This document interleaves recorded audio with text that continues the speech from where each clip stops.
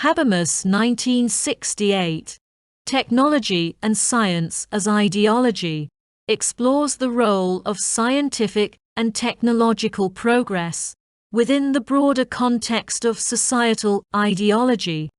As a prominent thinker from the Frankfurt School of Critical Theory, Habermas is deeply concerned with how advancements in these fields shape not only the material conditions of society, but also its intellectual and ideological landscape. While science and technology are often seen as neutral or inherently beneficial forces of progress, Habermas questions whether their increasing influence might obscure more critical reflection on the social and political structures they sustain. At the core of his argument is the concept of technological rationality.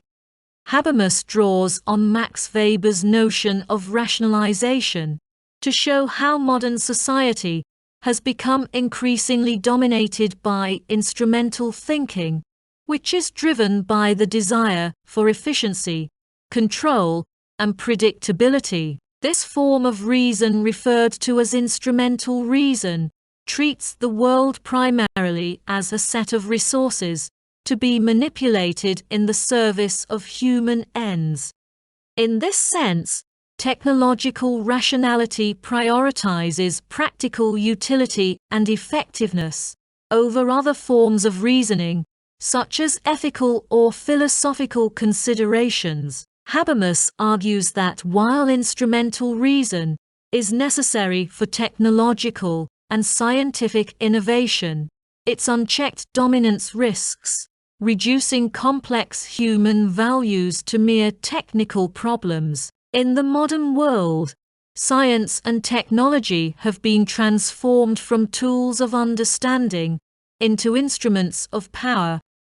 Habermas suggests that this transformation has profound implications for how people interact with each other and with the world around them. As technological rationality becomes increasingly embedded in institutions, it shapes the way individuals think and act, fostering a worldview that privileges technical solutions over critical reflective inquiry. As a result, the ability to engage in democratic deliberation and critique of social arrangements becomes diminished. Habermas also highlights how technology and science can function as ideology.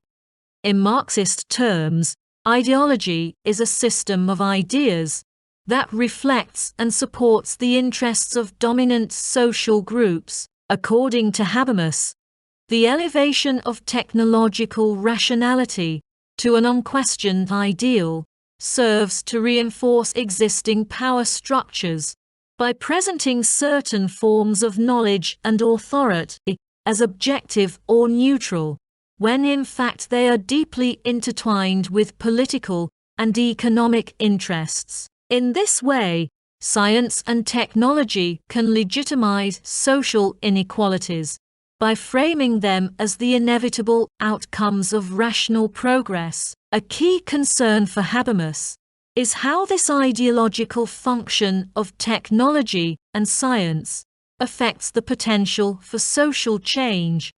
As technological rationality becomes the dominant mode of thinking, alternative perspectives that challenge the status quo are marginalized or dismissed as irrational. This in turn limits the ability of individuals and groups to imagine different ways of organizing society, reducing the scope for meaningful political participation and transformative action. The more that technological solutions are presented as the only viable answers to social problems, the more the capacity for critical reflection is eroded. At the same time, Habermas does not reject science and technology outright. He acknowledges their indispensable role in improving the material conditions of life and expanding human knowledge. However, He cautions against the uncritical acceptance of technological rationality as the sole guiding principle of modern society. For Habermas, the challenge lies in finding a balance between the instrumental demands of science and technology and the need for critical, reflective thought that can address the deeper ethical, social, and political dimensions of human existence. In this context, Habermas proposes that society must cultivate what he calls communicative rationality. Unlike instrumental reason, which is focused on achieving specific outcomes through technical means, communicative rationality is concerned with understanding, dialogue, and consensus building. It involves engaging in open reason debate about shared values and goals, rather than merely accepting technocratic solutions imposed from above.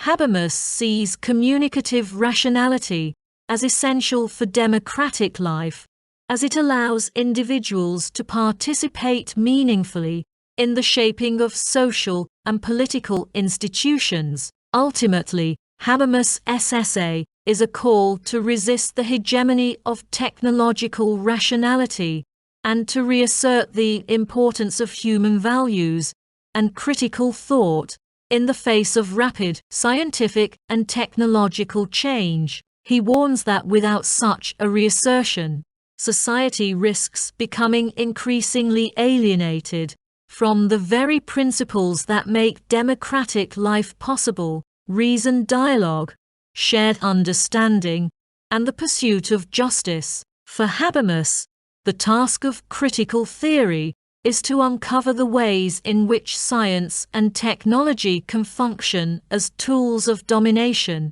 and to offer alternative ways of thinking that can promote greater human freedom and dignity. In Technology and Science as Ideology, Habermas challenges readers to consider the broader social implications of scientific and technological advances.